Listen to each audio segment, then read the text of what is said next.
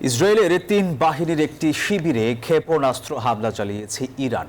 দফায় দফায় আঘাত এনেছে তেল আবিব ও জেরুজালেমের একাধিক স্থাপনায়। শকওয়েভে ক্ষতিগ্রস্ত হয়েছে ইসরায়েলের সরকা হাসপাতাল। এদিকে ইরানের নাতাঞ্জ পারমাণবিক কেন্দ্রে বিমান হামলা চালিয়েছে ইসরায়েলের প্রতিরক্ষা বাহিনী। এমনকি আরও বড় পরিসরে পাল্টা হামলার জন্য প্রস্তুত ইসরায়েল।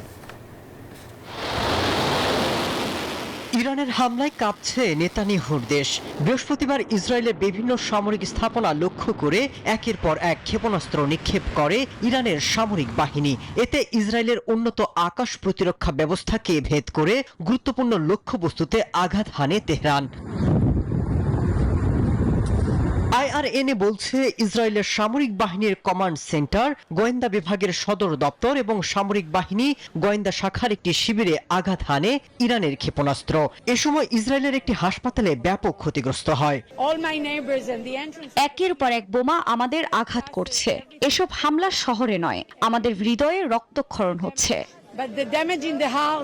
বান্ডেল থাকলে প্রতি সেনমানিতে টাকা বাঁচবে। বিকাশ সেনমানি বান্ডেল কিনে জিতুন প্রতি লেনদেনে। তবে হামলার দৃশ্যপটে আরো ভয়াবহতা অপেক্ষা করছে বলে তেল আবিব থেকে নাগরিকদের সরে যাওয়ার হুঙ্কার দিয়েছে তেহরানের প্রতিরক্ষা মন্ত্রণালয়। এদিকে ইসরায়েলের প্রতিরক্ষা বাহিনী জানিয়েছে ইরানের নাতাঞ্জ পারমাণবিক কেন্দ্রের একটি স্থাপনায় বিমান হামলা চালানো হয়েছে।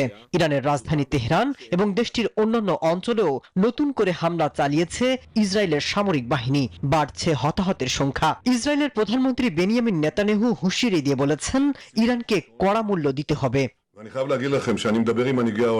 এদিকে ইসরায়েলের হামলার ভয়ে সীমান্ত এলাকাতে ভিড় করছেন আতঙ্কিত ইরানবাসী।